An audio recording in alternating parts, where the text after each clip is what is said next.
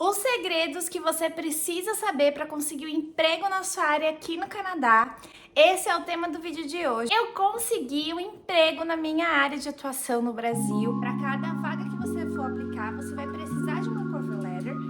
Como que funciona, assim, resumidamente, o processo aqui do Canadá? Eu estudei 6 anos no Brasil, fiz faculdade, fiz pós, e eu queria muito voltar para minha área.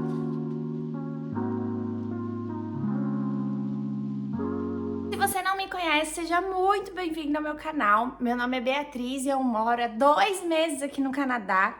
E vou dar um resuminho da minha história para você entender um pouquinho mais. A minha jornada de imigrante, na verdade, ela começou lá na Irlanda, então já tem 1 ano que a gente mora fora. E aí, o que aconteceu? Eu sou formada em administração de empresas no Brasil, tenho pós-graduação também em gestão de vendas. Então, passei 6 anos aí estudando. E quando a gente mudou para Irlanda, eu já sabia, né, obviamente, que eu ia começar de baixo com empregos mais simples. Então, lá eu trabalhei em mercado, que me ajudou muito a destravar num primeiro momento o inglês, porque por mais que a gente saiba, a gente tem vergonha de falar no começo, é super normal. E para mim esse emprego, né, esse primeiro emprego no mercado foi muito bom porque foi um lugar que eu tinha que falar com os clientes, né? Era uma linguagem mais básica, né, que eu precisava só, tipo, cumprimentar e perguntar o que eles queriam no lanche, que eu trabalhava ali na lanchonete. Mas me ajudou muito, porque eu sabia muita coisa, mas eu não conseguia me expressar. E dali que eu fui trabalhar como babá. Então, esse tempo como babá foi que me ajudou ainda mais a aprimorar o idioma. Mas vamos falar agora do Canadá. Quando a gente decidiu vir morar para o Canadá, a gente escuta muito que o Canadá precisa de gente, o Canadá precisa de pessoas qualificadas. E eu comecei a assistir vários vídeos de pessoas que já estavam aqui no Canadá e que conseguiram chegar e já trabalhar na profissão para entender como que eu poderia fazer isso também, tá? E, gente, lembrando que eu tô falando da minha profissão, administração de empresas, que é uma profissão que ela não precisa ser regulamentada. Eu não precisei traduzir diploma, eu não precisei fazer o ECA, né, que algumas pessoas precisam fazer para validar o diploma, porque é uma profissão que ela não é regulamentada, como, por exemplo, um advogado, um enfermeiro, enfim, cada profissão tem a sua particularidade. Eu fui pesquisando um pouquinho mais sobre o Canadá para entender como que era o mercado de trabalho aqui e também um pouquinho sobre a região que a gente decidiu morar. A gente mora aqui em Moncton, que fica em New Brunswick, que fica aqui na região do Atlântico Canadense. Então é uma cidade pequena, só que é uma cidade que ela tem muitas oportunidades de emprego, especialmente na área de construção civil, na área de logística e tal. Tudo bem? E aí... E antes da gente chegar aqui, eu fiz uma consultoria profissional com o pessoal da Evisa, que é uma parceria minha que eu tenho aqui, eu sempre falo para vocês sobre eles. E eles têm, né, consultores regulamentados e eu fiz uma consultoria específica para a área profissional, onde eu quis conversar com eles como que eu ia conseguir me inserir aqui no mercado de trabalho. E foi uma consultoria muito legal. Eu vou até deixar aqui meu cupom de desconto se vocês depois quiserem entrar em contato com eles para agendar, porque ela me explicou como que funcionava o currículo aqui do Canadá, que é um currículo muito diferente do que a gente tem no Brasil. Explicou sobre a tal da cover letter, né? O que é essa cover letter? Como que eu estruturava a cover letter? E uma coisa extremamente importante, que foi o LinkedIn. Porque o meu LinkedIn, ele estava todo, né, em português e tal.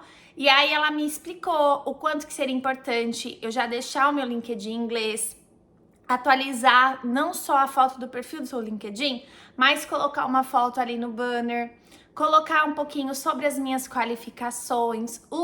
E lá no LinkedIn, você coloca também os idiomas que você fala, né? Então é uma opção bem bacana. E deixar lá que eu tava procurando emprego. Então, essa foi a primeira parte, que foi a pesquisa sobre tanto o Canadá, o mercado de trabalho aqui e sobre especificamente para mim como que eu faria para aplicar para as vagas. Sobre o currículo daqui, que eu falei que ele é muito diferente, o que que acontece? No currículo do Canadá, vou até deixar um exemplo aqui para vocês, você não coloca estado civil, você não coloca sua idade, você não coloca sua nacionalidade, nada disso. Por quê? Nem foto, gente. Esse negócio de pôr foto em currículo, esquece. Isso não existe aqui no Canadá. Porque eles querem ao máximo saber sobre a sua experiência profissional. Tanto que eu vou ainda falar mais pra frente sobre isso, mas todo momento da entrevista, eles não me perguntaram nada sobre a minha vida pessoal. É tudo sobre a Bia profissional, sabe? Tipo, CNPJ é diferente do CPF, basicamente isso. Então, o que aconteceu? Quando eu cheguei no Canadá, eu já tava com o meu LinkedIn estruturado, eu já tinha o meu currículo atualizado e sobre a cover letter. O que você vai fazer? A cover letter, como eu disse, é uma carta de apresentação. A gente tem o ChatGPT, que é uma ferramenta maravilhosa que te ajuda a criar uma cover letter, mas, gente, não adianta copiar e colar. É muito, muito importante você adaptar a cover letter para cada vaga que você for aplicar. Você vai precisar de uma cover letter e também eu vou falar sobre isso, que para cada vaga que você for aplicar é muito importante você adequar o seu currículo, tá? Por quê? Quando a gente chegou aqui no Canadá, eu precisava, já falei sobre isso, o meu processo de imigração é um processo que eu vim com o Work Permit através da minha cidadania portuguesa e quando eu cheguei aqui no Canadá, eu estendi o meu Work Permit para o meu marido. Mas para poder fazer esse trâmite, eu precisava começar a trabalhar. Então eu fui atrás de qualquer emprego. Tem até um vídeo aqui no canal que eu falo sobre esse primeiro emprego específico, que foi numa loja de shopping. E eu não me preocupei nessa questão de voltar para minha área, que eu sentia necessidade. Eu estudei 6 anos no Brasil, fiz faculdade, fiz pós, e eu queria muito voltar para minha área. Porque senão, a sensação que eu tinha é que eu tinha, tipo, jogado meu currículo fora. Eu queria muito voltar para minha área. Só que eu fui atrás, né? Porque a gente precisava resolver nossa vida. E aí, quando eu comecei nesse trabalho, era um emprego sazonal, então sabia que ele ia durar tipo um mês. Resolvia a nossa vida, né? Nossas questões burocráticas do visto do LAN. Quando eu saí de lá, o que aconteceu? Eu queria muito voltar para minha área, mas eu ainda estava insegura em relação ao meu inglês. Eu achava que eu não ia conseguir. Então, eu vou falar para vocês, eu fiquei 3 semanas aplicando para vagas. E eu não tava conseguindo nada. Tava, tipo, fazendo algumas entrevistas, mas nada tava virando. E aí, o meu marido falando pra mim, calma, amor, vai aparecer uma coisa boa pra você, fica calma. E aí, um dia, eu virei a chave e falei, quer saber? Eu vou aplicar para alguma coisa na minha área. E aí que eu comecei a pesquisar mais sobre dicas, sobre currículos aqui pro Canadá, né? Mais sobre cover letter, que é por isso até que eu tô fazendo esse vídeo para vocês, eu estudei bastante. E aí, quando eu fui aplicar para as vagas específicas da minha área, eu comecei a usar algumas dicas que eu vou dar aqui para vocês. A primeira dica é: os sites que eu usei foram o Indeed, o LinkedIn, que eu já tinha comentado aqui com vocês, o site do próprio governo canadense, tem um banco de vagas que você consegue se inscrever, e tem um site que chama Talent, que ele tem várias vagas de várias empresas, e no site das empresas que eu queria, tá? Algumas particularidades sobre isso. Por exemplo, no LinkedIn, o que acontece? Uma empresa posta uma vaga, muitas vezes ela disponibiliza para você quem que é o recrutador daquela vaga.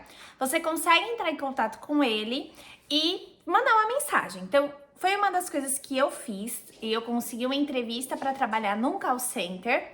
Só que aí, o que aconteceu? Vou falar basicamente um pouquinho sobre essa vaga. Na questão do idioma, você faz todos os testes com uma inteligência artificial. E aí, gente, para você trabalhar no call center, o seu inglês ele tem que estar, tipo, perfeito, sabe? Perfeito. E aí, essa entrevista que eu fiz com um call center, como que foi? Foram várias pessoas que entraram numa sala do Teams, eles iam mandando alguns testes pra gente fazer. E um desses testes, conversando com a inteligência artificial, ela falava algumas frases em inglês, eu tinha que repetir em inglês, falava algumas frases com erros em inglês, eu tinha que repetir. Tudo isso em 30 segundos e eu não fui bem. Não consegui essa vaga, fiquei extremamente chateada. Mas assim, a cada não que a gente recebe é uma forma que a gente consegue de aprimorar, né? A gente tem que ter muita resiliência, porque não vai ser a primeira vaga que você vai aplicar, né? Que você vai conseguir muitas vezes, né? A gente tem que tirar uma lição de tudo. E aí, o que aconteceu?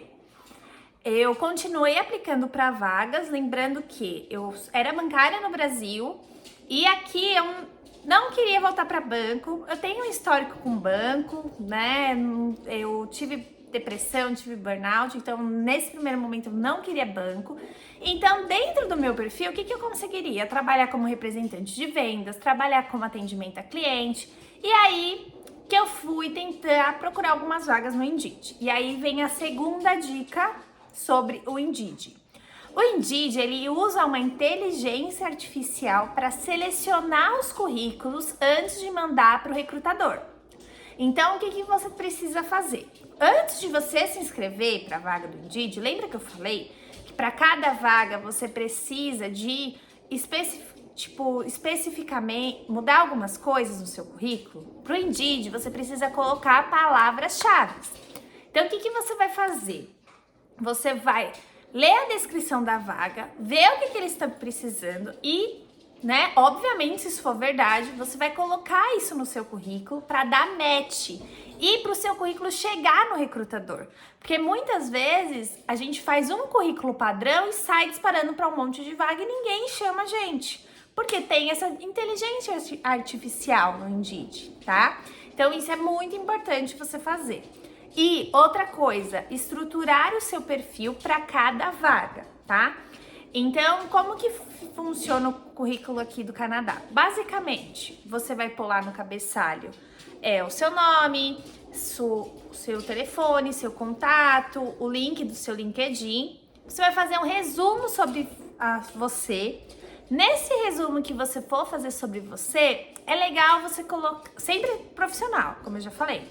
Sempre, por exemplo, eu trabalhei no Itaú. Eles sabem o que é Itaú aqui? Não. Então eu trabalhei numa das maiores instituições financeiras do Brasil, na verdade da América Latina. Então é legal você dar um norte da empresa que você trabalhou. Quando você for preencher a área educacional, preste atenção para que ela bata com a vaga que você está aplicando. Por exemplo, para trabalhar numa loja, se eu colocasse que eu tinha faculdade, pós-graduação, eles falam, né, que você é muito qualificado para aquela vaga e eles nem te chamam. Então, por isso que você tem que, sabe, eu tinha 3 currículos. Um só com ensino médio, um com faculdade e um com pós. Então, por exemplo, essa vaga do call center, eu só mandei ensino médio, porque era o que eles precisavam, entendeu? Agora, essa vaga que eu consegui, eles pediam que eu tivesse graduação, então eu já coloquei a graduação. Então, eu tenho 3 currículos e para cada vaga que eu ia subir no Indeed, eu mexia nessa questão das palavras-chave, tá? Outra coisa importante sobre o currículo, quando você for colocar a sua experiência profissional também, gente, além da gente colocar o histórico educacional que bata com a vaga, é importante você colocar o histórico profissional que se encaixe com a vaga. Vamos lá, Bia. Vou dar o meu exemplo. Eu trabalhei 10 anos em banco, depois eu fui para Irlanda. Na Irlanda eu trabalhei em mercado, trabalhei como babá. Se eu colocasse isso no meu currículo, mandasse para uma vaga de representante de vendas, e eles olhassem isso, quando eles batessem o olho, eles iam olhar lá, babá, não faz sentido, por que ela quer trabalhar aqui? E é o que acontece muitas vezes, os recrutadores, eles têm muitos currículos para ver, então eles batem o olho e tchau. Então, o que eu fiz? Mais uma dica para vocês. Eu não coloquei, eu omiti essas informações, coloquei no meu currículo só o tempo que eu tinha de experiência no banco, não coloquei tipo datas, trabalhei no banco 2015 a 2023, não, coloquei que eu tinha 8 anos de experiência naquele trabalho e mandei. E aí, quando eles me chamaram para entrevista, eu expliquei: olha, eu trabalhei 1 ano na Irlanda. Na Irlanda eu trabalhei como babá, trabalhei no mercado. Aí ele perguntou para mim: mas por que você não colocou no seu currículo? Aí eu falei: porque não fazia sentido para vaga. Do mesmo jeito, eu falo para vocês que tô trabalhando no Canadá numa loja. E eu no Brasil, tipo, sei lá, trabalhava com uma coisa, vamos supor, eu no Brasil era professora. E agora no Canadá eu tinha experiência com atendimento a cliente, eu quero voltar a trabalhar com atendimento a cliente no Canadá, porque é difícil validar meu diploma. Um exemplo. Adianta você mandar um currículo para uma empresa falando que você trabalhava como professora? Não vai dar match, entendeu? Então, coloque também as suas experiências profissionais de acordo com a vaga. Você não tá mentindo, você tá só omitindo algumas informações que para eles não fazem sentido. Tipo, para eles, o que vai diferenciar eu ter trabalhado 1 ano de babá na Irlanda? Nada. Entendeu? E aí, o que aconteceu, gente? Consegui, depois de muitas e muitas aplicações, finalmente o recrutador me ligou para a entrevista. Sobre todo o processo da entrevista, eu vou ter que fazer um outro vídeo, porque esse vídeo vai ficar muito longo, tá? E aí eu vou fazer um vídeo só sobre entrevistas que vai sair ainda no canal. Mas o que aconteceu? Como que funciona, assim, resumidamente, o processo aqui do Canadá? Eles vão te ligar para fazer uma pré-entrevista.